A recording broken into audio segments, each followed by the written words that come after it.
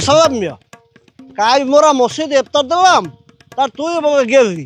তা গেছো ভালো কথা তুই বলে কও বুট দেছে বুটের লবণায় নাই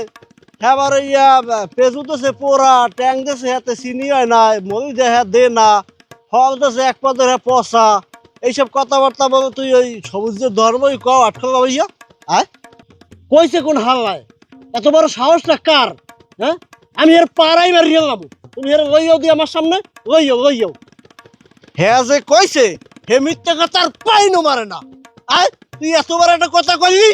আমি আলমগীরের দ্বারা দিগাইছি আলমগীরে কয় অল্পের মধ্যে যা দেখেন চমৎকার হয়েছে এবার আর ইফতারই হয় না আর তুই এবার হেন নই কব পচা হয়েছে নুনে হয় না হ্যাঁ তুই এত বড় একটা কথা কইলি হ্যাঁ আটকল লাভাইয়া আয়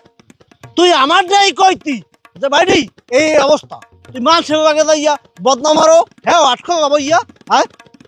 তা তুমি ওরকম চোটপাট করে কথা কাউকা তুই যেসব কথাবার্তা কইছো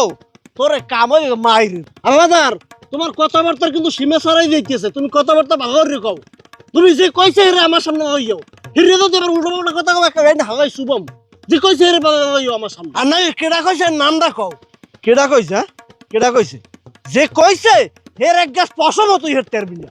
হ্যাঁ কইছে কইছে চেয়ারম্যানের পর রবি তুই হর তেরবি কি হর হর হের হর আমিও তো কই এত বড় সাহসটা কার আমি একটু কথা কইছি এই কই দেবে সাহস কার এত বড়